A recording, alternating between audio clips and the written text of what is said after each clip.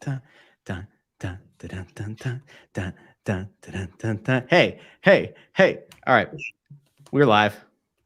There it is. Yeah. And Yeah. I'm following along in the comments, and people are questioning whether it's me being in the car causing the delay, or Nobody's in the car. Bundy being stuck in the drive-through line, But does anybody question Russ? Does anybody in the chat question Russ, whether Russ is the reason why we might be late? Because I'll tell you right now, Bundy and I were in here and we could see each other backstage, right? We're in here and it's like, okay, where's Russ? And it's 9:59, 10 o'clock. And then Russ comes on, and I'm like, yo, dude. And he's like, sorry, had to run an errand. So busy. Typical. That's it. You know why, Anthony? Because we're Gen X, buddy. Gen X gets shit done. And you know what? We were beaten by our parents in the submission, and we obey the rules of law. We show up on time. We listen. We rarely shit on others like you. And that's why Gen X is the greatest generation after the greatest generation. That's right. I agree. Sure. Yeah, that sounds right. Hello to everybody out there who decided to join us on this beautiful Friday morning as we prepare. And yet another week where we go, I don't know, is the Hockey Canada report going to come out today? We're not. I think we might get into that a little bit later in the episode because there's a theory out there about why this is taking so long. But I don't want that to be the big what. Well, there's more than a theory, but we can get into it later. But yeah. There's other stuff that we want to talk about first. It's a little bit more upbeat, obviously, and then if people want to hang around for like the 14th update on the Hockey Canada report, we'll do that in a little bit. But yes, this one is on me. I had to run an errand this morning. Do you guys want me to tell you what it was or no? It's up to you. So my wife's best friend and her husband came over and they brought a pizza oven, like portable pizza ovens.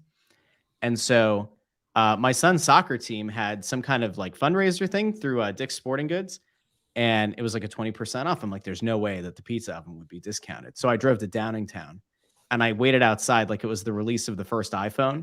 And I got in there and I put it up on the register. And guess what? It worked. So here we are. Anyway, we can get started with the show. I love all the people who are checking in. And I've noticed that there is more positivity in the chat in the last few weeks than there has been for quite some time. So we want to make sure that we get to a lot of this stuff. We'll try to throw as many of these things up as we can. All right, let's get to it. Oh, yes, ladies and gentlemen, welcome into Snow the Goalie, the Only Flyers podcast, the People's podcast, the Players podcast, Prognosticators podcast, Pedialyte podcast, Papers podcast, the Only Flyers podcast. By the way, Prognosticator podcast, that started in episode 21. I know that because if you're following on the YouTube channel, we've been putting all the old episodes up on the YouTube channel. That's where Prognosticators started. Made Anthony laugh. I forget why. We were guessing about like if their team was going to make the playoffs or something. But anyway, I'm Russ Joy at Joy on Broad, joined as always by the likes of the man in the middle, Anthony SanFilippo, who you can find on Twitter at @SanPhilly, and the man on the right, the man who tends to be in the right. And that, of course, is Bundy, Chris Therien. Find him on Twitter at CTherien6. Gentlemen, it is a great Friday to talk about your team, your town, your Philadelphia Flyers. Yeah. It is, Russ. It is. It's a good time. I mean, there's some little things going on. Things that are there's little things we can dangle out there to talk about that, may not be the biggest issues of the day when it comes to what this Flyers team is going to be like once training camp opens next month. But at the same time, little conversation pieces. So. I think it's fair to say that it's worth bringing us together to have those discussions. Perhaps I think I'm kind of I'm assembling in my head a little bit too, guys, what the season might look like, kind of coming out of the gate.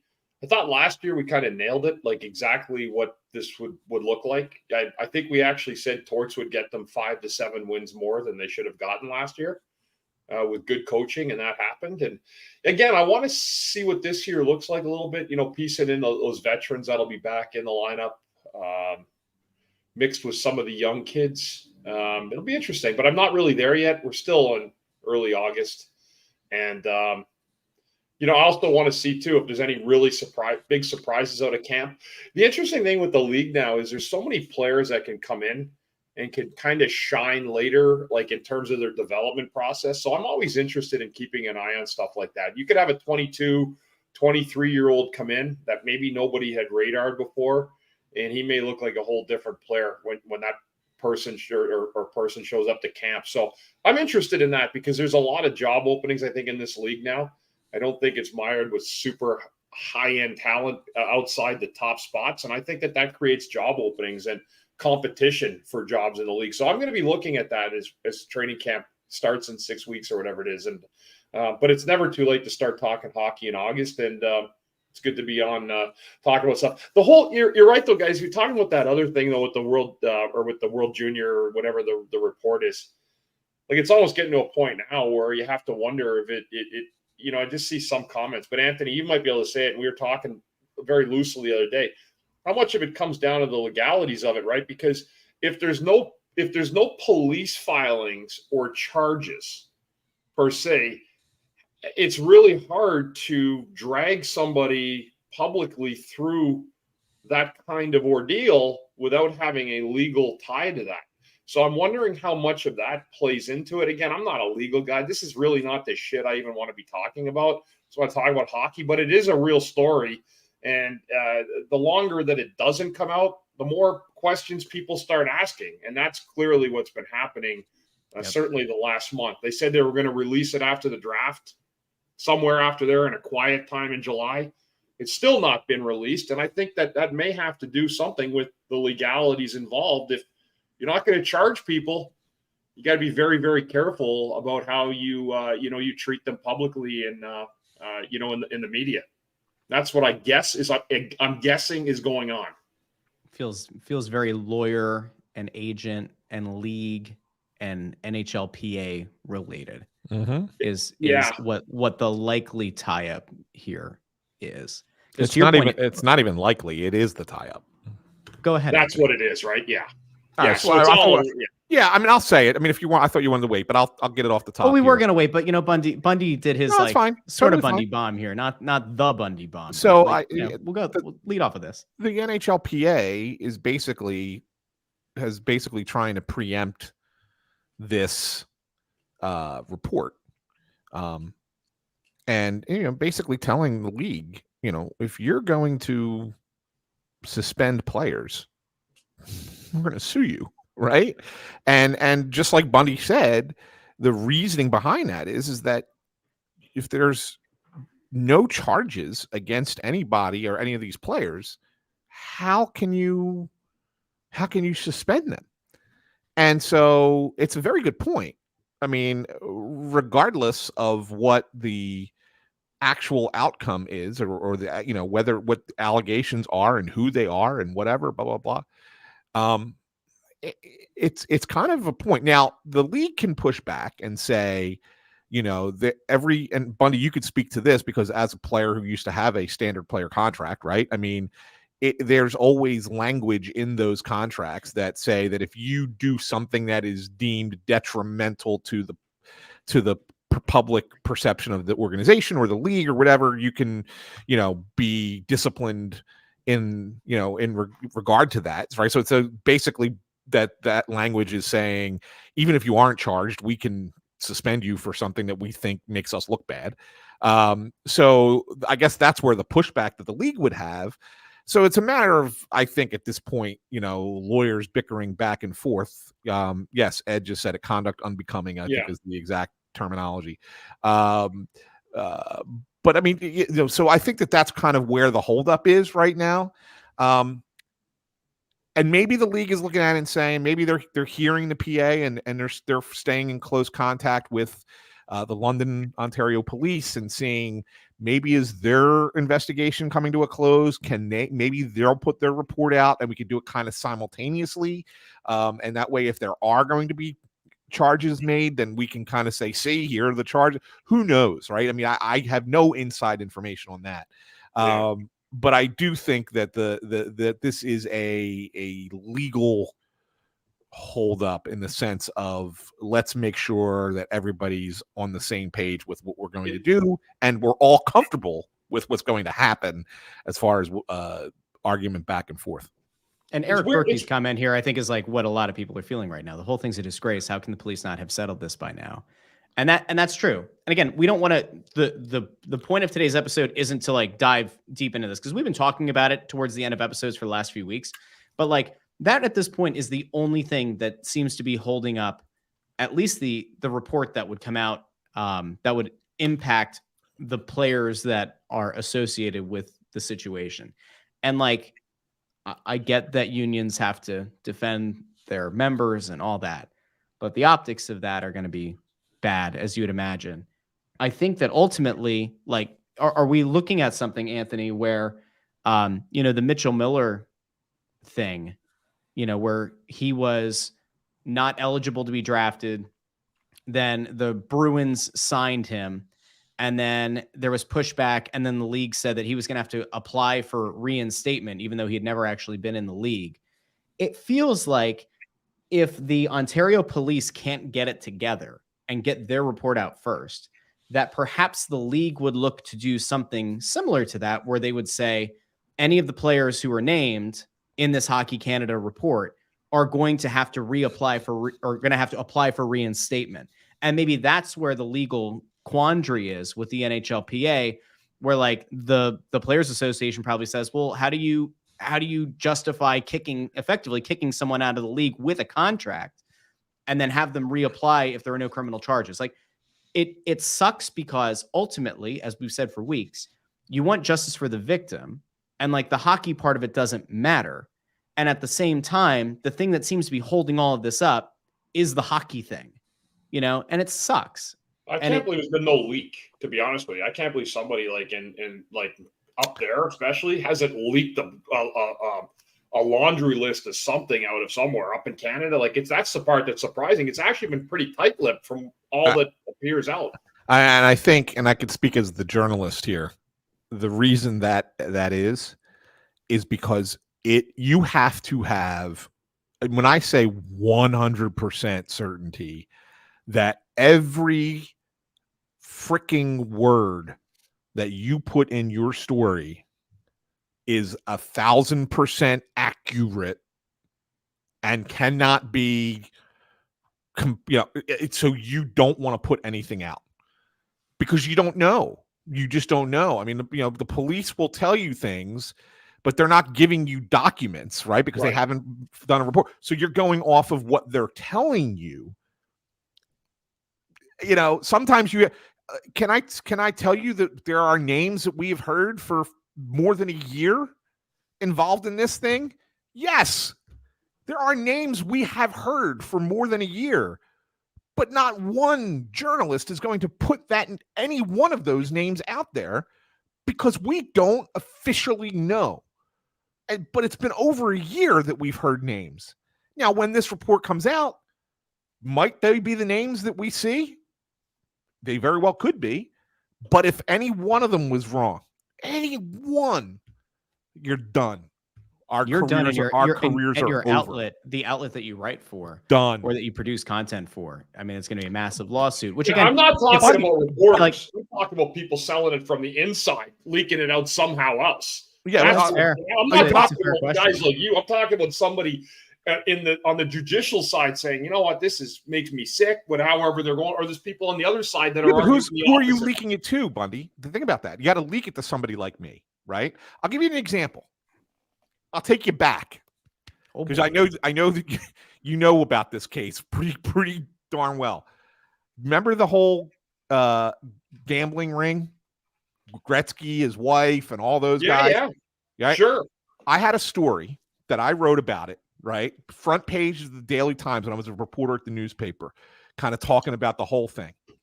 I had an editor, a desk editor, who made one change to the language that I wrote in the story that made it sound like Mark Recchi and John LeClaire and Jeremy Roenick were going to be charged with something, where in fact I did not actually write that. He changed it.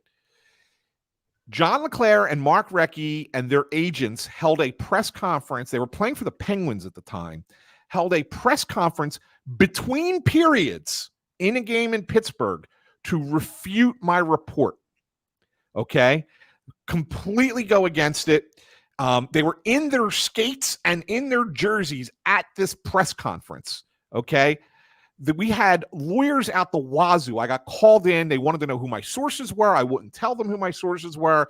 Everybody was yelling and screaming at each other. I had to go back and find the actual submission to the newspaper, the time that it was submitted, so that they could see that what my original submission was, so that I didn't get in trouble. Turned out that the editor that made the change got fired for making that change, okay? And that I was told I'm not allowed to write one more word about that story for the newspaper because the newspaper did not want to get sued. One word got changed in a story by an editor. So something like that, which had to do with gambling, right? Mm-hmm. Got a guy fired, and I was told, do not write one more word about it. Could you imagine? Could you imagine what would happen in this case for somebody, right? Yep. I mean, that's what I'm saying. It's unbelievable, crazy. Anthony. Yeah, it is.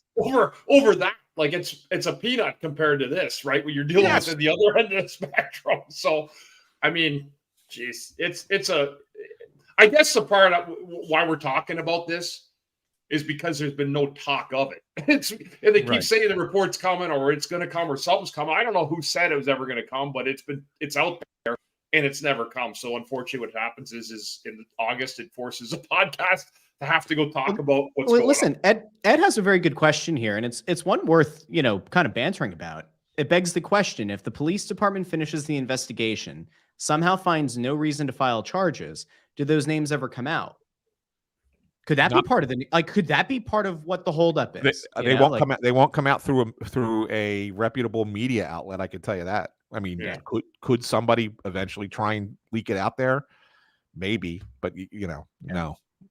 So anyway, the long story short is there still remains no update, but at this point, it's all presumably being held up with legal. So, all the people who want to know what this has to, if there's a player with this organization whose name has been floated out there, a lot of people are concerned.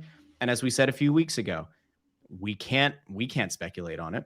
We don't know. And unless we had the report in our hands confirmed by like 4 different people that actually is the official document, it'd be stupid for us to speculate on it. So whenever it happens, we will find out either way. I do think, and this, guys, I guess comes back to one of the things that the Flyers have done this offseason, is they have really reinforced the goalie position. And there have been a lot of questions, a lot of speculation online of, oh, does this mean that Carter Hart's definitely involved? And I don't necessarily think it's that, because I think there are people who are trying to read the tea leaves on it. It feels like no matter what, if you go back before the trade deadline, there were rumors about teams being interested in Carter Hart. As Anthony's reported multiple times, there are teams that made offers to the Flyers conditional on him not being part of the ultimate fallout of the Hockey Canada report.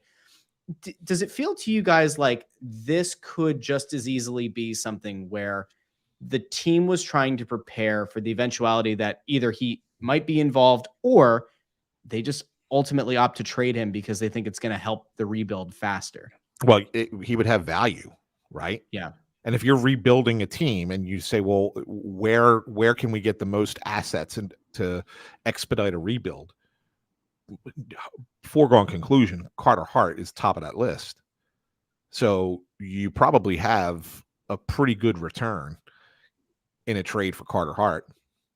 And if you feel like you have great depth at that position with young up and coming goaltenders who you think can play in the NHL, then why, if you're Danny Briere, why wouldn't you try and get maximum return on Carter Hart? So I mean that's how I look at it. Yeah, it may be that, Russ, that they've been trying to just to reimagine what they think is what the goaltending looks like going forward. Mm-hmm. But you know what? It may be also that they're saying to themselves, I think the one thing you have to look at is if you take yourself in a really high end team, is Carter Hart your guy from where Danny's watching things, right? Like if Danny's looking at it and saying, okay, yeah, we've seen some stuff, but we also say maybe are they looking now and saying maybe he's not the guy? Maybe we got to re-examine what's out there. Maybe it is to keep spying it.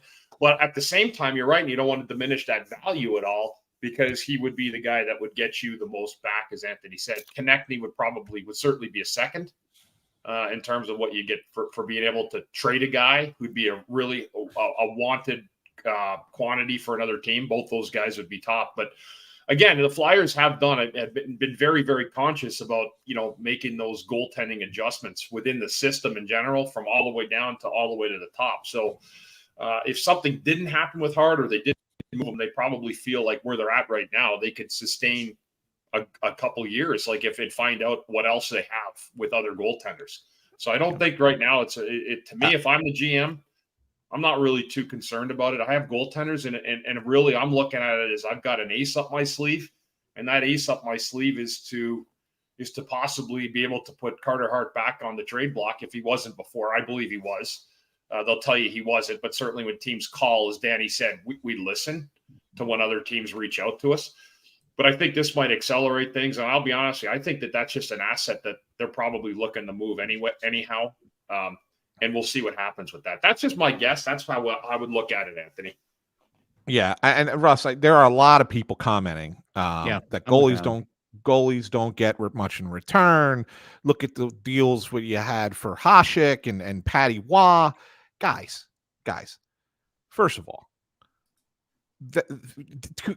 two completely different eras, right? Completely different eras. They also were not traded at age 24. Yeah. Okay. Carter Hart's 24 years old. He does not have to be Dominic Hasek or Patrick Waugh, but he's a 24-year-old goaltender who is highly regarded. And a lot of people think here's a guy whose numbers are probably don't look nearly as good because he's played for such a bad team the last few years, that if you bring a 24-year-old goalie behind a legitimate NHL defense and a team that is a better puck possession team, that they could win with Carter Hart, then he's got value. They're not just going to give him up for nothing. Okay, he's 24. Just keep that in mind. Like, I mean, you're saying goalies don't get value, but when are 24-year-old goalies traded? 24-year-old goalies with a lot of people like. Look, people might think he's overrated, and that's fine if you do. But at the same time, there are there are teams in hockey who think that he's a good goalie. I mean, how many superstar goalies are there in the NHL right now? 3? Yeah. Yeah, right? the NHL goalie's becoming the NFL running back, Anthony, in a lot of ways. So there's 3. So if you don't have one of the top 3, but you could get somebody who fits into that next group, which is, all right, they're not elite superstar Hall of Fame caliber goalies, but they're still pretty good goalies who can, if we provide, put a good team around them, can take us to the end. Why wouldn't you want that? Why wouldn't you want that? Which is why teams were interested. Okay.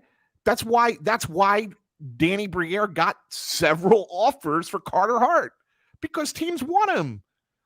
Teams want a goalie like that. You got to understand that there is a level here, right? I mean, yes, Carter Hart is not, we don't look at him as the next Carey Price even, right? I mean, that's the guy he wants to be most compared to. But if he's playing every day on a good team, he could be a top 10 in the goalie in the league easily. Maybe. Statistically, Anthony, he can be. Look at the last. I mean, I'm just going back to 3 years of goaltenders.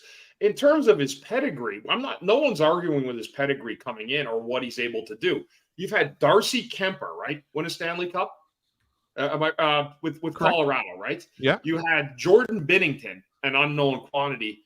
And to tell you just how fucking far removed I am from hockey right now, I can't even tell you who the goalie was who won it in Vegas this past year because I forgot it in the back of my head. So it's just, yeah. I mean, that's what's going on. They had like 3 goalies they didn't know what they were doing with, and all of a sudden they're like, oh man, we got to throw this guy in because our main guy got hurt. And what do? They go dance behind this guy all the way to the Stanley Cup. So again, there's not a real sexy look at goaltenders right now from an executive standpoint because other teams, most sports in general are follow me leagues. Like, oh, they won with that, so now I'm going to try to build my team like that because they just won. And the trend goes backwards. It happens in every sport about every 8 to 10 years. Some trend changes back. You watch, in 6 years, the running back will be the most important thing again in the history of the NFL because some guy, although last year the guy for the Chiefs went off and he was a 6th-round pick out of Rutgers. So who knows what's going on. It's just weird. It's odd in a sense right now, but I'm just telling you that the teams are saying, wow, we're winning with good defense, good team defense, and ultimately at the end of the day, above average goaltending in the playoffs with good saves at opportune times that give a team a chance to go deep and win a Stanley Cup. And that's exactly what happened with St. Louis, exactly what happened to Vegas. Colorado was already they were the best team of those, I think, of that group with the high-end talent up at the front. But again, those stories were not about goaltending. To me, they certainly the names or the pedigree coming in. It was about just a bunch of guys that ended up really playing well and helped their team win Stanley Cups. But here's a question: does Tampa Bay do what they do? Did they get on the run that they went on without Vasilevsky? As good as they are elsewhere, great talent up front. Victor Hedman's best defenseman in the game. Do they win 2 Stanley Cups and go to the final 3 straight years, conference final? I think, what was it, 5 out of 6 or whatever it was, without Vasilevsky? He was the best goalie in the world for that 3 years. And Anthony, and outside of the guys I mentioned, yes, Vasilevsky was the guy who was the Dominic Hasek or the Patrick Waugh of those playoff runs, right? And Hasek won one, but Brodeur or Waugh certainly are better. And that Vasilevsky was a beast. And so actually somebody just put it down there. He was unbelievable and almost felt unbeatable at Tampa Bay could not lose the cup. It was like one of those times where you looked at the beginning of the playoffs and they're going to win the cup this year. Yeah. Because that goal is just so good, coupled with Hedman and those star forwards. I mean, the way I look at it is I think in a given season, one individual season, guys like Aiden Hill, guys like Jordan Binnington, guys like Darcy Kemper, that if they end up in the right place with the right group of players, that can win you a Stanley Cup. But if you want sustained opportunities to win the championship, more than just one championship, or, hey, we want a window of 3 to 5 years here where we have a shot to finally win a Stanley Cup, because we know how hard it is to win one, let alone win more than one, then you want more consistency in goal. How did it work Colorado had some injuries, but how did it work for them this year? They changed goalies again, right? I don't know. How did it, how does it work when you go from one guy to the next guy, or you just have an average guy and he makes that great run and that's awesome? How did it work for St. Louis after the year they won? Binnington went completely downhill. Not a good goalie, right? Well, Makar was hurt this year too, Anthony. Makar and McKinnon rode for a lot of time. For sure. But I'm not convinced they would have beaten Vegas the way Vegas played defensively. But then again, they were good. Yeah, I mean, they won it for a reason. They were the best team this spring. They were right. And I'll be honest with you, the reason, if you remember, Bundy, I had picked Dallas, and you liked that. You kind of liked that I went with Dallas to be the wet team out of the West. But I was going with Dallas more so than I was going with anyone else in the West because of the difference in goaltending. Like, I think Ottinger's. I think he's a guy. Like, he's one of those guys. He's a dude. He's a Carter Hart. Yeah, right. That's what I'm saying. Like, yeah. So I mean, so if you look at Dallas, if you look at a team like Dallas, you say, okay, there's a team that just made a pretty good push. They didn't get there. They got to the conference final, but they will have a shot again next year. And why? Because they'll have a consistent goaltender who's pretty good. Yeah. And so, to me, I think that's finding that consistency in net. It doesn't have to be a superstar player, but if you have a goalie who you can count on year in, year out, you have a better chance over a span of time to eventually win the Stanley Cup that you want to win, which is why there's interest in a guy like Carter Hart. Is it unpopular for me to continue my stance of where I've been on Carter Hart for 3 years now? I just don't think I just don't think he's a superstar. He doesn't have to be. No, and that is part of the point now. Is a few years ago, people were trying to project and they were hoping and wishing that he was going to become a top 5 goalie. And like the home road splits were always horrific for a few years at least. And then COVID was a little bit weird and that was what it was. But if he can just be a top 10, top 15 goalie, like maybe you can get hot. But I've never looked at this guy as being top 5 material. I just don't see it. I don't think he has the mental makeup for it. And I don't think he's currently at a level that tells me he's going to become elite. Maybe he needs a change of scenery, a different goalie coach. Maybe they can like fix some of the holes in his game. But like I don't view him as a top 5 guy. So like to your point earlier about Vasilevsky, it's like, I mean, if you look at it, right, you've got Vasilevsky and Shesterkin that like I think any team would openly try to acquire. They'd back up the Brinks truck for. Unless you have a player who could be a top 5 goalie and steal you multiple series in the postseason, then like you have to at least consider making a deal. And like what might have seemed insane 3 years ago is probably your best way to accrue some assets. So I think we're all kind of in a similar place on this one. So how about that? Speaking of places that you could be, Ocean City, New Jersey. WalkingTheBoards.com, ladies and gentlemen, is a free newsletter that you can sign up for, founded by Kyle Scott of Crossing Broad, the founder of Crossing Broad. He and former Crossing Broad investor Mike Iredale set out to create the Crossing Broad for the shore. WalkingTheBoards.com is a free newsletter that'll tell you everything that's going on. Your favorite businesses, are they still open? Your favorite restaurants, are they still open? What new stuff is there to do? Listen, the summer might be winding down, but that doesn't mean your trips to the shore have to. You can go to WalkingTheBoards.com. Again, it's a free newsletter. There's no upcharge. There's no upsell. And when you sign up, you can opt into Shore Cribs. Shore Cribs is their second newsletter that focuses on real estate. So if you're like me, and for some reason you've put in your mind that you eventually want to own a shore house, folks, that's the place to go. Shore Cribs is also a free newsletter giving you the inside track on real estate in Ocean City. And who knows, maybe by this time next year, they'll expand into Avalon and to Wildwood and to Margate and to Brigantine. Who knows? Who's to say? Who's to say? But I'll tell you this. I'll say this. WalkingTheBoards.com, free newsletter. Go sign up. And big thank you to them for sponsoring today's show. By the way, there was a super chat earlier that referenced Walking the Boards. There was. I'll go up to that because that's actually, it's funny that there's a super chat to talk about. It was JToxic49. This is back in the beginning because I was the last one here.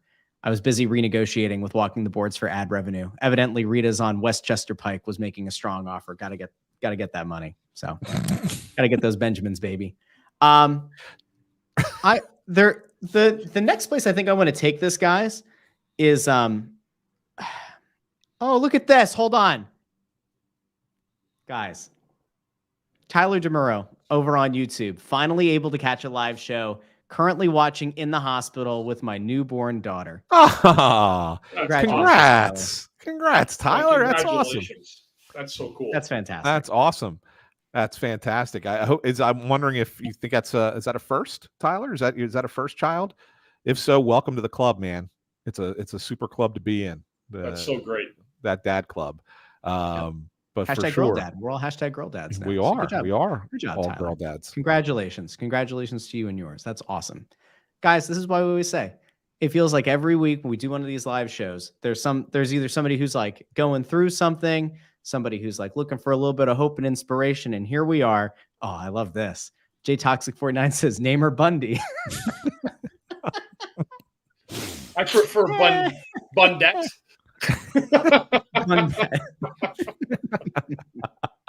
That's pretty great. That's great stuff, guys. I think that the place that we initially had intended on going with this is a generational debate between Ant and myself, and maybe Bundy. I don't know. Bundy's not of the same generation as Anthony. He's much younger and better looking. So, The thing that seems to have been going on Twitter for the last week and a half or so is everybody was getting excited about Matvei Michkov playing in preseason games in the KHL. And they were playing against, what was it, the U23 Russian team the last few days. And what we started to see was people were sharing clips of Michkov scoring goals, or like Michkov in warmups. And I think what's it called? Hockey News Hub, I think it is the account that like kind of follows what's going on in the KHL. And they've been tagging, the Flyers on some things with Michkov, and they've been some of the other prospects that are over there, which is helpful. I mean, if nothing else, it's helpful because God knows the three of us aren't going to be looking for like an illegal stream of the KHL in the preseason. So grateful as always to have somebody who will clip that stuff up. But it led to us having this back and forth in our group chat. And now we're going to have this debate on the show. We talked about, do we partake in clipping? And by we, I mean me, of clipping these KHL highlights, because it feels like there is so much of an appetite out there from the fan base to see what's going on with prospects, but specifically with Michkov, because he has the highest ceiling. So I'd love for the people in the comments to obviously, weigh in as well, what they think. But Ant especially was diametrically opposed to the idea of putting out clips of Michkov on the Snow The Goalie Twitter account, Instagram, and TikTok. So Ant, I want you to state your case, and I want to know from the people if they agree with you or not. Can I state mine too? Yeah, could you set me up any worse there, Russ? Like, all this wonderful stuff about Michkov, but Anthony was so diametrically opposed to this. Can you state your case, and then people can decide? We'll vote and let us know. Look, I want people to let us know in the comments. Come on, Russell, calm down. Here's the thing, and I'll tell everybody to calm down. The fact that you're putting out preseason hockey highlights from Russia against like the minor leaguers is a little bit too far. Okay.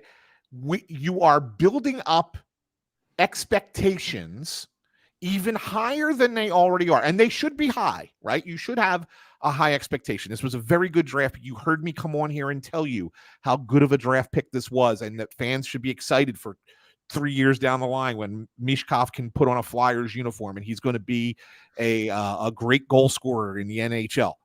All that stuff aside, yes, that you should have that long range excitement. But if we're going to sit here and put those kinds of highlights up all the time, look at this. Oh my God, he scored another goal against a bunch of shitty players. Let's pump those brakes a little bit, because you're only getting those snippets, right? You're only getting those snippets against really, really inferior competition. You're not seeing the whole game. And so we have no idea if Matvei Michkov, even though he's scoring a goal or 2 goals or whatever, is doing anything else right on the ice. Like, he could have a complete and total bad game, not playing well defensively, turning the puck over, this, that, whatever. But none of that matters. All that matters is he scored a goal into an open net because the goalie can't stay on his skates, right? So we all should get excited about that again. I think what we're doing is we're getting ourselves too far ahead of ourselves with a 18-year-old player. Just wait for him to come over. Once, and I said this to Russ, I said, once the regular season rolls around, if from time to time you want to put a Michkov video out and like, look, he had a hat trick in the game last night. Awesome, right? Yes. Promote it, get it out there, get people talking about it again. All good. But to do what some people are doing now is detrimental. It's detrimental for when he finally gets over here, because you're going to expect this immediately out of this player. And if he doesn't give it to you immediately, oh my God, he's a bust. We all hate him. And this is what we do to homegrown players in this town. It's what we do because we build up their expectations so high that if they don't hit them right away, all of a sudden we don't trust them. And that's where it's like, you slow your roll, people. Just slow it down. This kid's going to be a great goal scorer for you. Just be patient and just wait for it. It's okay. It's okay. It's okay to be excited about him. It's okay to know that this is coming, but let's not promote the hell out of these terrible, terrible matchups for this guy and say, look at how dominant he is. He's playing players who aren't even good enough to play with regularity. in the Continental Hockey League. Never mind the National Hockey League. Wow. So that's my argument. Wow. I love the fact that people are divided in the comments, but they're being respectful, because that's what the Snow the Goalie audience is, if nothing else. They may have differing opinions, but they remain respectful. Bundy, throw it to you. Where do you land on this? Well, I mean, listen, I mean, I think it shows a little bit of where the passion of the Flyer fans are. I think that shines through all the time. There's an excitement, but there's also shows a little bit of maybe the pea soup that this team's been in for a few years, and the excitement that's generated by having someone that's got that kind of skill level and goal scoring ability. So I think that comes with knowing that this guy's going to be here, that there's going to be something to watch, but at the same time as well, I mean, we're talking about the 7th pick in the draft. We're not talking about the guy like a Bedard that went first. I mean, if you look after Bedard, there was another 5 players that got picked after him, right after Bedard before. I mean, listen, 7th is still a high pick, but there are reasons still why some other teams didn't pick him. If it was geopolitical, if it was the fact that he couldn't be here, whatever the hell the reason was, he ended up being the 7th overall pick, which is a really high pick. Gauthier went 5th last year. And there's no one's talking about him at the same level that they're talking about Michkov. So I'm with Anthony on this one. Just give the kid a chance to be a kid still. Quit trying to sell him like he's Brett Hull at 30 years old, in terms of goal scoring. Yes, he's going to be a goal scorer. He's going to bring a lot of excitement. But I just think that putting a guy in with, as you said, I watched some of that, Anthony. I mean, you want to talk about like a fucking Russian beer league? This looked like preseason from hell. Like, I mean, if they could have put me out there and stuck me in front of that, I might have actually capped one in. No disrespect, but it was bad. And it's preseason, and you're playing against a bunch of guys. Like, you're playing like against Nuke Lelouch, like those type of guys. And Russ doesn't understand Nuke Lelouch. I just love the name. But anyway, what I'm saying is just like, it's not worth it. If you want to show a game in November where he really shined, and you can show a couple of clips of here's something he did in the D zone, but holy shit, look at the goal he scored at the other. I think that's great. But putting stuff out, man, at the end of July about an 18-year-old kid that went 7th in the draft is exciting for our fans. But we got to find better things to do with our late July, early August stuff. I'm going to continue this conversation. It's the truth. I want to continue this conversation, but I do have to take a pause for 1 second and ask you, do you really not know who Nuke Lelouch is? I laughed at the name. Do you not know who the character Nuke Lelouch is? No. Oh my! Who's Nuke Lelouch? That's what Gen X rules, man. I mean, come on! It's like one of the all-time greatest sports movies. I may be done here on this podcast, dude. Oh, I'm Bull. I've never seen Bull Durham. It's perhaps the best baseball movie. Yeah, I've never seen it. I mean, there's a couple that you could argue. Some people have told me that Bull Durham is overrated, but I will watch it. Oh my lord! I'm just telling you what I've been told. All right, some people have told me. Yeah, some people are saying the Bull Durham might be a little bit overrated. I don't know. Yeah. Okay. I want that movie overrated. I want to go to this really quick. I want to go back to the arguments that are in, falling in the comments section about this, because I do think it's interesting. And I think, again, this is where, and this really does feel like I've deflected the heat, but whatever. It does feel like people are kind of, I think, in between. So Eric says on YouTube, I'm all in on Michkov, but there's more D played in a Q game than that tourney. By the way, no fighting, get ready for players to get run. That's a whole other thing that the Q is now banned. Wasn't it? It's an automatic ejection now if a player in the queue gets in a fight, which is absolutely ridiculous. Flying Lawn Chair says scouting reports would be better than highlights. Agreed. Although it's not, you need snackable content, which we'll come back to in a second. Ryan says vote and off the island. Tyler, who has that baby girl. Congratulations again, Tyler. By the way, child number 2, he did mention that there's an older brother. There is an older brother. You know what, Tyler? Then now you get to join the multi kid club with the 3 of us. Yeah. Now you just have a few more to go to get to the higher tiers of insanity. But congratulations again. It says hyped for Michkov as much as anyone, but this sounds like ESP tracking training camp stats to me. 1,000%.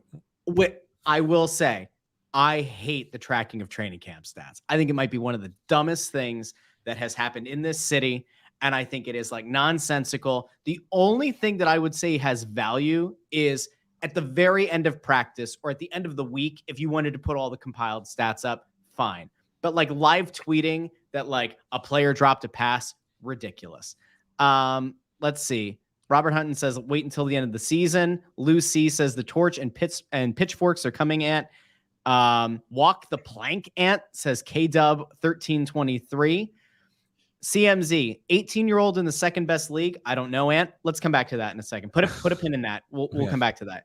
Is Ant an old fuddy-duddy? 610-632. Lou says, we've been starved for anything to get excited about regarding Flyers hockey. Lighten up. K-Dub says, one Michkov nesting doll coming Ant's way.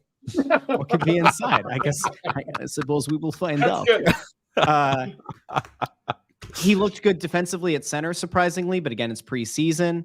Guys, I think that we're a pretty safe place to put it is this, and it kind of touches on a lot of what people have said. He's 18, and to your point, let him be a kid. Totally agree. The thing that you said about putting too high of expectations and then he comes over and doesn't do it, is he a bust? The counter to that might be, all right, he's 18 now. If he comes to the U.S. when he's 21, 22, and he has played at that point 3 years in the KHL, in the second best league in the world, and like, yes, is it the same level? Of course not.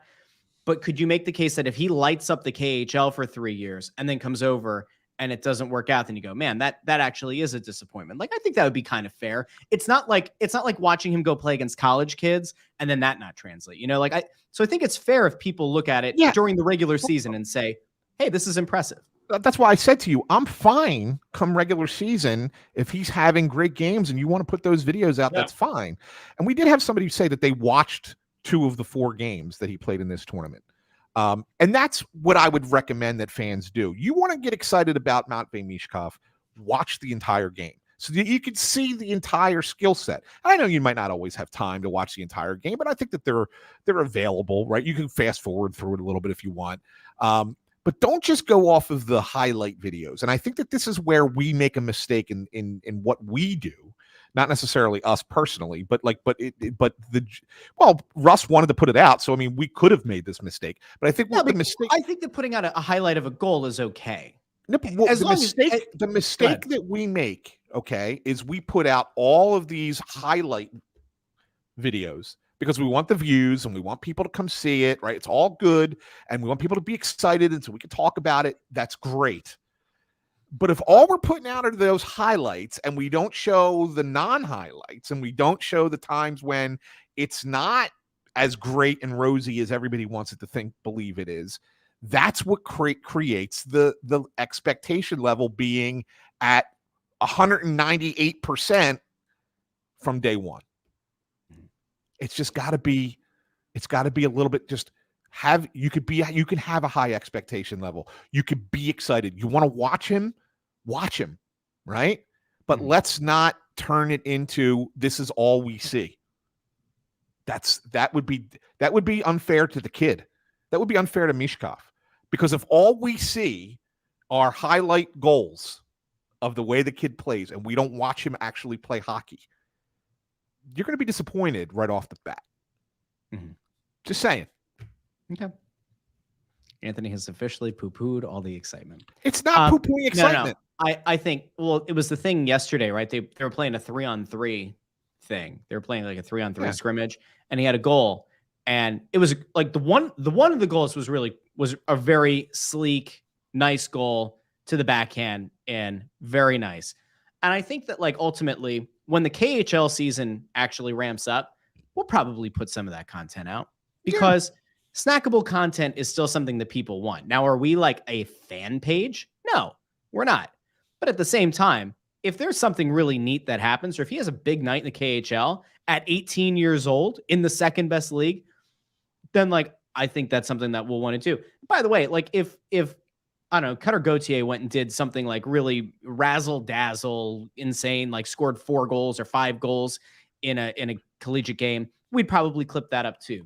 So Same thing, but the same thing with He him. did, I would last say year the with same. Gauthier. He had good games in the World, like in the World Junior. We talked about it and stuff. Yep. But again, I just feel like August. There's an excitement about it of Michkov, and he's going to be an interesting commodity when he gets here. And I'm excited as hell about that for Flyers fans.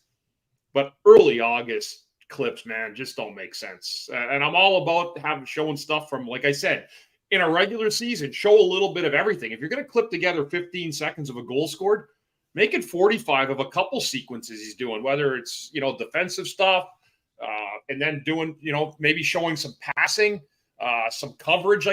Just to give a well-rounded view of everything he does rather than just a goal.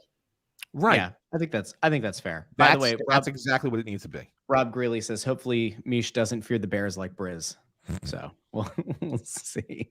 We'll see. All right. You want to get into the Rizzo thing? Yeah, I think we should. So this goes back to the Tony DeAngelo trade that wasn't. And for those who remember, which is all of you, because you're listening to the Only Flyers podcast in the summer, bless your hearts. The Tony DeAngelo deal that fell through was flagged by the league because the Flyers and the Hurricanes were trying to execute a trade for a player that had been signed away. Actually, the rights had been traded for from the Hurricanes to the Flyers. They signed him, and then they were trying to trade him back. Despite the fact that it was a different GM, different president, different CEO of the team, different governor, the league still said, nay, you can't do it. And different contract. And different contract. The league stepped in and said, no, you can't complete this deal.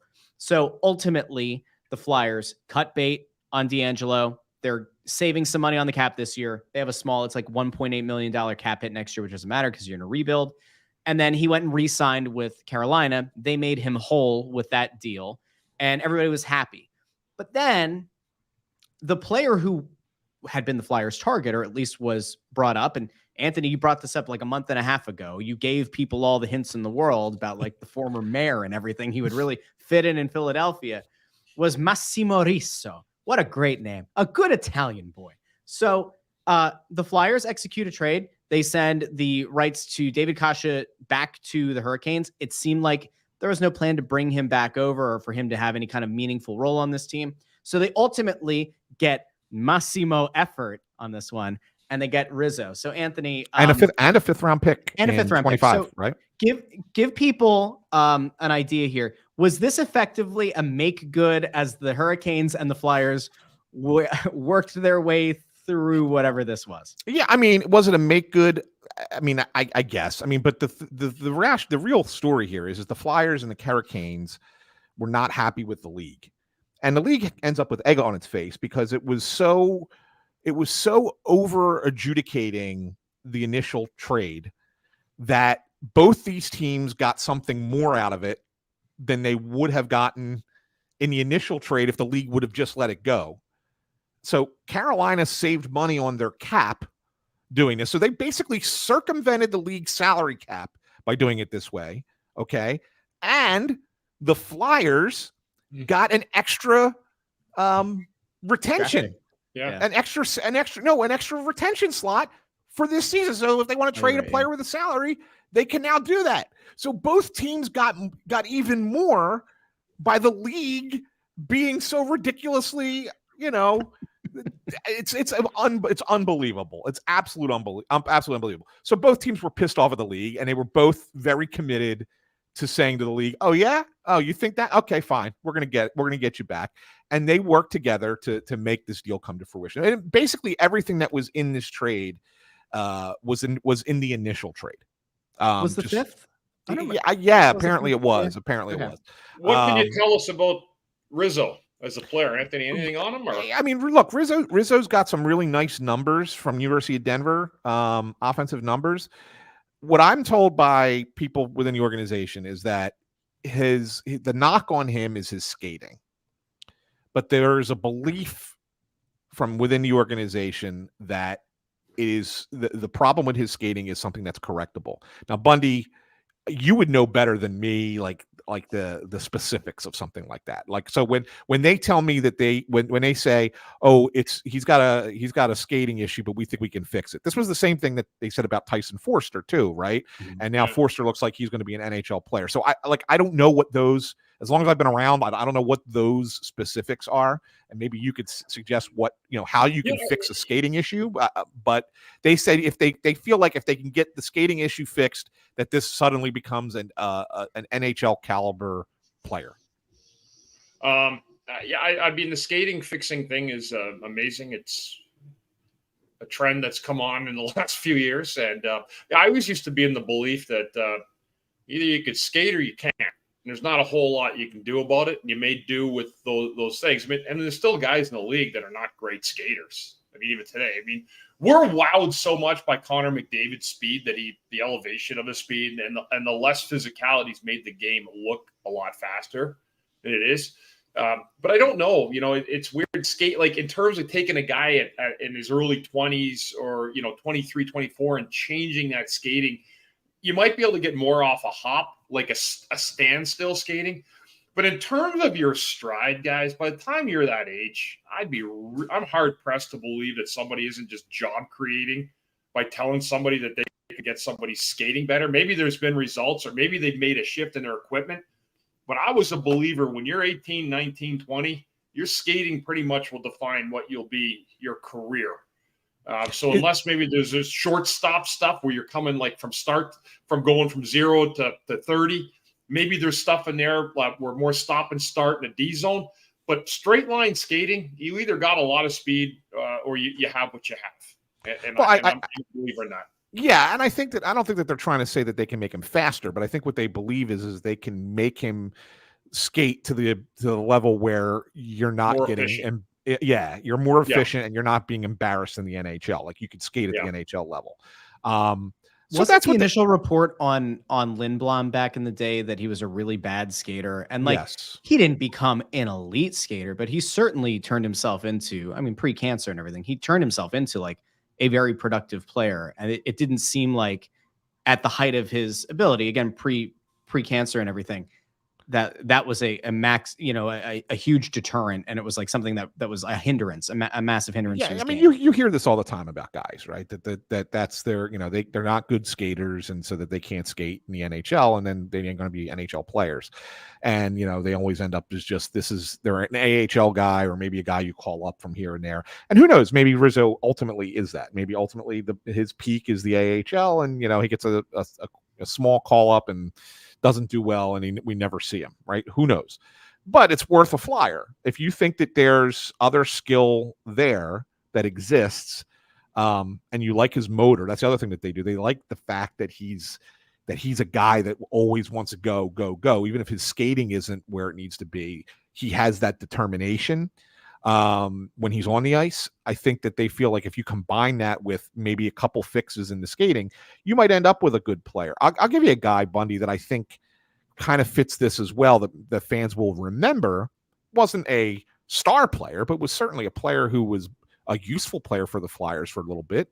That's Matt Reed. Matt Reed was not the greatest skater in college, got better as he got to the Fly. He was a late bloomer, kind of.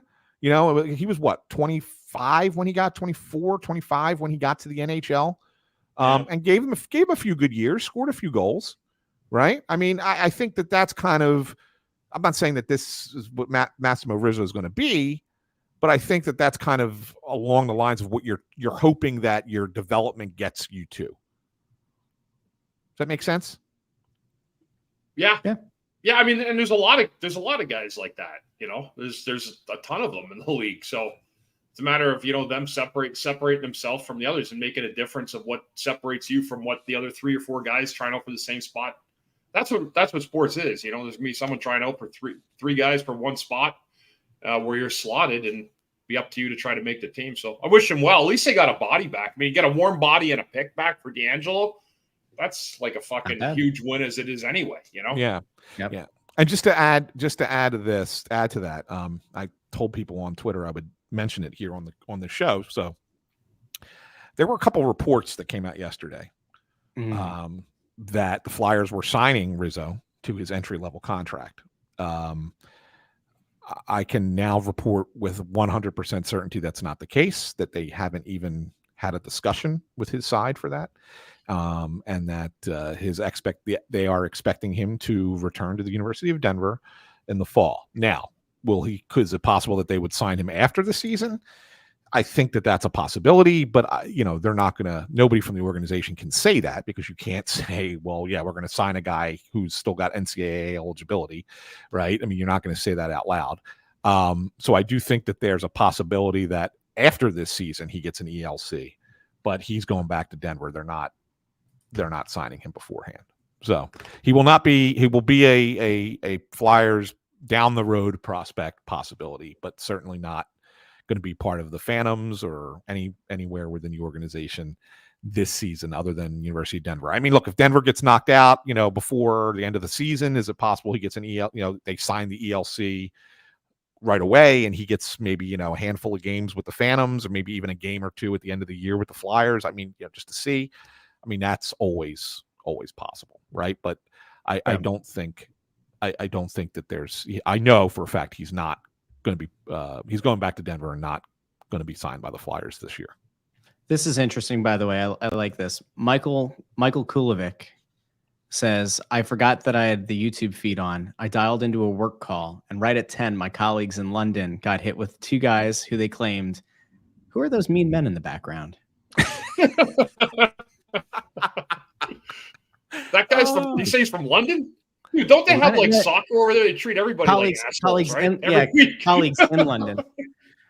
Perhaps they're a little bit. No, you know what? Chelsea Football Club went out and got what's his name, Sassedo or whatever, and he chose to renege on a deal with Liverpool. So we've got that. Talking about us beating me, those fans are ravages, man. Like they're complete animals on game day. Those English soccer leagues, jeez. He's in New Jersey, but he was on a call with people in London. Yeah, that sounds right. That's wild. Is there anything else that you guys wanted to get to today? And we'll even open up to the people in the comments if there's a topic that we missed here.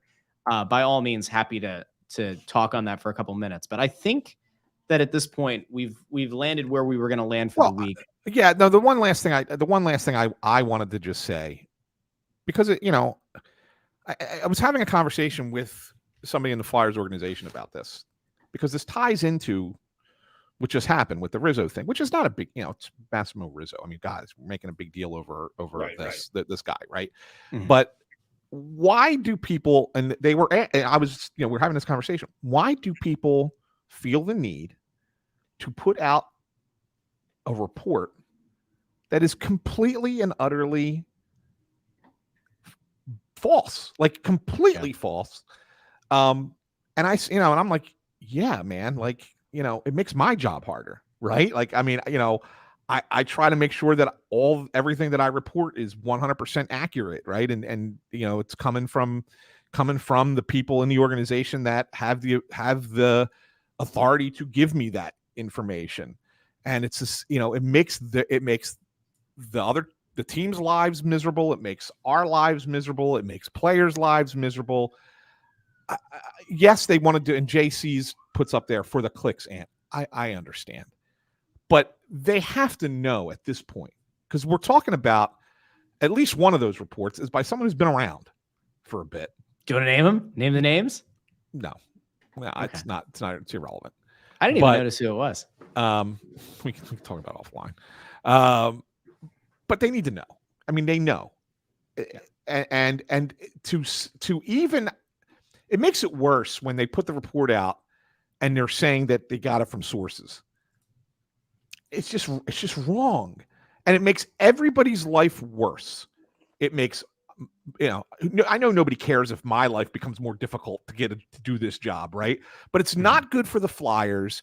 It's not good for the public, because then less people are trusted, and that circle closes even more and even tighter on information, and you get less and less and less. And that, when I tell you that has an impact, not necessarily on, roster decisions or trades or contracts or anything like that, but that has an availability, effect. Like, oh, we're only going to make this person available for this amount of time, and we're going to tell you when the interview's over, kind of thing. Like, there is less trust in everyone, and that hurts the fans. Mm-hmm. It hurts everybody, and it just, It's aggravating. It's aggravating that people feel the need to do this. Look, you can work in this business. You can do the work in this business, and no one's going to question who you are or who you write for or work for. Just do the work. Just do the work. That's all. That's all I ask. I'm looking to find who it was. We'll talk about it after. Last thing. Anthony, we'll throw this to the boring sport for a second. Brian asks, did the Trea Turner ovation save the season? No. Of course Anthony hates nice things. It's not hating nice things. It's totally fine. They want to cheer for the guy. They can cheer for the guy. But for the thing that drives me nuts is the fans who think that it fixed him. Well, that was going to happen. Like, if it worked, that was what was going to happen. That's what people were going to say. It's totally fine. It's totally fine to do the standing ovation and everything was great. And it's, hey, that's cool that, hey, we got your back kind of thing. Of course, it's ridiculous that they will do it for one player but not other players, but that's beside the point. But okay, fine. That's fine. You want to do that standing ovation. It's a little contrived, whatever, fine. But to sit there and say, oh, and I see it after every hit, we fixed Trea Turner. The ovations were like, give me a break, man. Like, dude is working his tail off to find what was wrong with his swing. And his swing is now on a flatter plane. His swing is, he's not chasing pitches. Fans cheering for him didn't fix those things. Okay. That's all. Okay. Bundy, do you think you could have played 3 more years in the league if the team or if the fans had given you a standing ovation every time you took the ice? Yeah, I mean, I didn't get standing ovations. I got booed quite a bit, but I always say, you know what? Like, I always tell people, you haven't played in Philly unless you're booed here. Like, if you're a longtime player in this town and you weren't booed and cheered, like, and there's nights I'd play Yager, have a big play, and I got absolutely cheered. So I will say this: if you're performing in this town, they will cheer you. If there's a few boo birds that love booing regardless, sometimes we deserve it. Absolutely, I have. But I don't believe in any way, shape, or form that cheering a guy repeatedly is going to make that's a reason why the player was playing good. I think he came here, to be honest with you, and just didn't have a good start to the season after a really good World Baseball Championship. He was unbelievable, Trea Turner, and he got off to a slow start here, and now he's finding his groove a little bit. But I think it's nice to deal with positivity. I will say that. It's always easier dealing with people cheering for you than jeering you. So again, and you never know what a person's makeup is. You just never know what a guy is inside what you're looking at, from what your perspective is. So maybe those cheers are helping Anthony, you negative SOB. That's right. That's right. He was actually asked it last night, and he said it's part of it. But I mean, like, it's part of it. It's a small part of it. Well, Lorenzen was the one who came out after the no-hitter and said that he thought it was really cool, like about the atmosphere, and that it was really cool what they did for Trea Turner. What are they supposed to say? Lorenzen didn't have to bring up the Trea. Are they going to come out and say? He didn't have to bring up the Trea Turner thing, though. Are they like, he could have just said that great fan base. Are they going to come out and say, yeah, fans cheering? Like, what are they going to say, Russ? Of course they're going to say the fans are awesome. Pretty good. Yeah. Like, what are they going to say? Hey, last question here from Tyler. Will sports radio cover Messi coming to play here next week if it happens? To recap, the Philadelphia Union have to win tonight against, I think it's Querétaro, in the Leagues Cup. If they do, and if Inter Miami wins their game, Inter Miami, including Lionel Messi, would come play in Chester to take on the Philadelphia Union, which would be something. I think it would come up. I don't know. They're not going to. What? I saw something today that was this morning. I was just glancing at something with either Twitter or Instagram where they said MLS numbers are basically tied with the NHL numbers for the year, like the season on season. The part I didn't read was whether or not that was adjusted to the Messi coming over here and playing for Miami, but the numbers were identical. Completely I don't know what identical. I don't know what numbers those are. I don't know if that's new subscribers to ESPN Plus to like based on the NHL, because I know that the Apple TV number has more than doubled since Messi signed with Inter Miami, which is notable for him because Messi, as part of him leaving PSG in France, he now gets a kickback from that that deal with Apple TV for every new subscriber, which was like a freaking brilliant. I don't know who negotiated it, but an absolutely brilliant negotiating tactic. So yeah, that audience is more than double. Then they said that the Spanish language streaming across the board has gone up like 50% since Messi signed. Yeah, which is interesting. The interesting thing is, and we always talk about ratings, right? Mm-hmm. The interesting thing is that every conversation about ratings in sports is all tied to really the national ratings. But individual teams don't care so much about the national ratings. They care about their local ratings. And so while we could sit here and say, is the MLS going to match the NHL? Yeah, they may even surpass the NHL on ESPN when it comes to national ratings. Yeah. But if you're an NHL team in your market, you have to say to yourself, okay, on our local broadcasts, is the MLS team beating us? The answer is no. In most markets. No. Mm-hmm.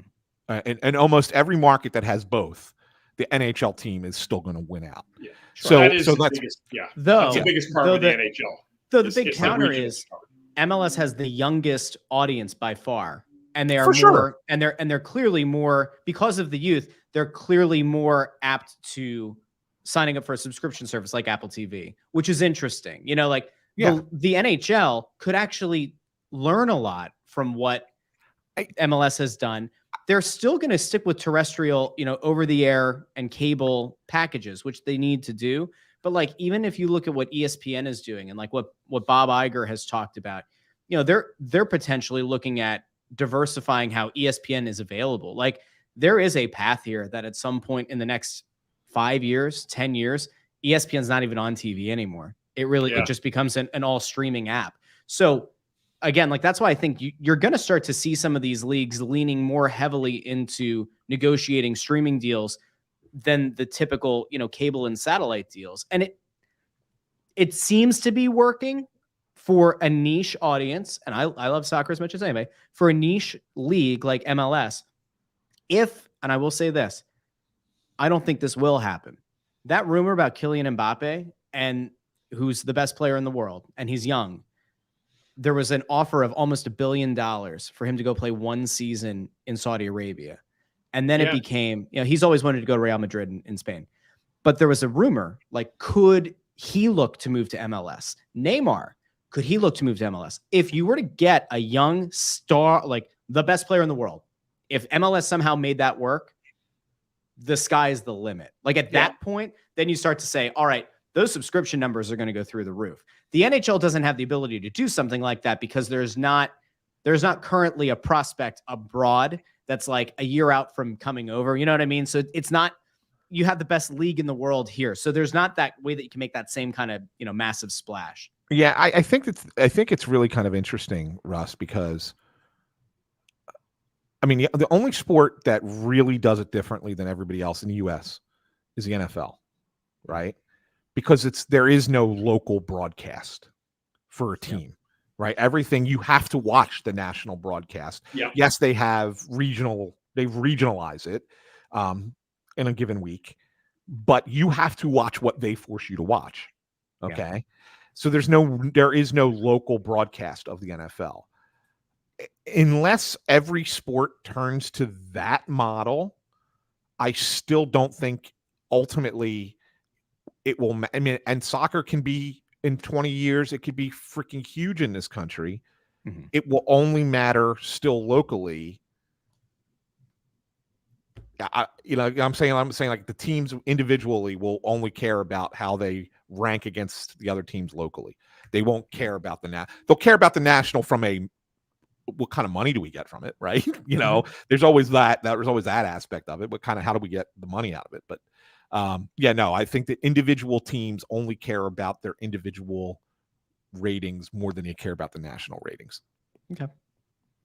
You know what I'm saying? Like, it's weird. We should do an episode, actually, guys, when you talk about like TV and how it's moving around for sports. Like, regional sports networks are falling off the cliff. around the entire country. When is that happening? Is it going to happen here? Is it going to happen in the other, in the other sports markets around the country? What happens when that happens? Do those contracts get picked up by major, by the regional providers, the NBC, ABCs, whoever it is in town? It's definitely worthy of having a show over it, because I'm wondering to the day, do the Flyers or teams like that eventually take that product in-house and then sell that to their fan base themselves, where they then become the provider? And again, I don't know that, but that would have to be on the docket, the way that those RSNs are getting shot, off the side of the cliff. Yeah. And I think what would happen in that instance, Bundy, and I think where we're headed, and Russ, you tell me what you think of this, is, and I'm not just saying for hockey, I think for a lot of sports, this could be the case. If the RSNs, so not if, when the RSNs go away, and it's going to happen. It's going to happen. And do the teams then individually say, all right, let's say we're the Flyers. All right, we're going to contact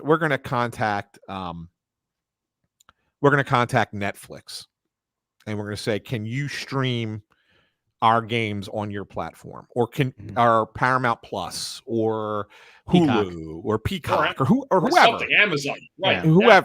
Whoever, and that the individual teams will be in different locations. You could still have your national packages that you could still get, right? But the individual teams, will they sell them to different platforms? I think that's where we're headed. I honestly do think we're going to have pay to play. What if you went and clicked? Like, it's $10 tonight to watch the Flyers Penguins. Can you pay $10 to watch just that game from your screen, your TV? I think that's what I'm saying. Are we going to that model? I think we're going to go. I think we're going to go to. I think we're going to go to in market. It's part of the streaming service. You have to have the streaming service, and that will cover it. You won't have to pay anything extra. But if you're paying for if you're paying for Peacock and the Flyers are streaming on Peacock and you're in the Philadelphia market, you'll get it. You won't have to pay anything extra for it. Yeah, but you know what? But to Bundy's point, though, not to interrupt you, but to interrupt you, if you were to get, say it's Peacock, and say you bought the Flyers package for like $100 for the year, but to Bundy's point, you see the Devils are playing the Rangers and there are playoff ramifications, and you want to watch it. That's what I was getting to. That's a $2 charge. Yes, because ESPN's already established that with, you have ESPN Plus, you want to get the UFC fight. Yes, you pay for that. Like, that's what I was getting to. It's a lot of a la carte kind of. Yeah, I think that your one team feed that's for your local team is set. But that if you want something else out of market that you'll be able, that's also on that platform, you'll be able to pay for it a la carte. Yes, I think that's ultimately what's going to happen. I think it's really cool. I think the idea is great. And Justin asks a question that definitely has been brought up in the past. Why doesn't Comcast make Flyers America's team and stream all their games on Peacock? And that would be kind of like what Turner used to do with the Braves. And what was it? WGN, right, is the one that would do the Cubs games. Those networks are both available. It was TBS Superstation back in the day. Yeah. They would show all of those games nationwide, which is how like the Braves ended up picking up a ton of fans that weren't just in Atlanta, and the Cubs, obviously, I mean, the Cubs are an iconic franchise, but like the Cubs would pick up fans because people could watch those games on their regular cable package, even though they were out of market. Like, there is something to be said for that. What was smart for them at that time that I don't think works now, but what was smart for them at that time is the Braves were the only Major League Baseball team in an entire region of the country. There was nothing else in the Southeast. There were no teams in Florida. There was, so if you were a Braves fan, if you were south of DC, pretty much. I mean, that there was nothing else. And the Cubs, you had the White Sox too, but the big Midwest portion of the country, all those areas, they have no major league teams. So of course they were going to be Chicago fans, right? So that was it was smart for them to do that. I think now the fact that there are so many options for us to watch teams, even if the teams we want to root for, even if we're not in that market, I don't think it's as effective an idea to do something like that and put their team on Peacock for all to see. This is a very interesting conversation, guys. Yeah, We it's started worthy off- of a show, I think it is. Because Yeah. I saw the guy talking about thanks for sharing the EP, the English Premier League. That's what they do. Yeah. The clubs own the rights, and then they disperse it how they want and allow people to figure out whatever it is. I'm always saying, I mean, do we go to a pay-per-view? Is it $2 a game? If the game's a bad game, you pay $2. Does it become more competitive where there's a better game and you pay $10? Oh, the tiered pricing system. That would be. I'm just like, who knows? No, who I mean, knows? you're right though. That Right. that could very well be a thing. So, guys, we started this show on one path. We took about 7 different paths, but I think all of them ended up being informative, engaging, and here we are, the Only Flyers podcast, beginning middle of August. We're a month out from camp. We kept over 100 something people on this stream throughout. And we'll get all the people who are going to watch after the fact and are going to listen to the podcast feed. Do you want to plug, obviously, that you can do what a lot of people have done, especially in the last few days? You can go over to shop.snowthegoalie.com. You can pick up a shirt like this, the logo shirt. You can pick up a polo shirt. You can pick up hoodies, hats. We got a lot of people buying the trucker hats with the Snow the Goalie logo. Go over to shop.snowthegoalie.com. You can go to Michkovmania.com. That also redirects you to our store. If you want to go buy some Michkovmania merch, that's also available. A big thank you to everybody who's made some purchases. It's been very nice. Guys, I think this was a good episode. I think we had a nice little convo here. So we'll be back next week. Is there anything that you guys want to leave the listeners, the viewers with this week? No. Okay. That was it. All right. So for Ant, find him on Twitter at AntSanPhilly. For Bundy on Twitter at CTerien6. I'm Russ at Joy on Broad. Thank you so much. Seriously. Thank you on these summer episodes. Thousands of you tune in on YouTube and the podcast feed. Seriously. Thank you for tuning in. We have some pretty cool stuff in the works. Very excited about it. We'll hopefully get into that in the next week or two. So for Ant, for Bundy, I'm Russ. We'll talk to you all very soon here on Snow the Goalie, the Only Flyers podcast. Have a great weekend, everybody.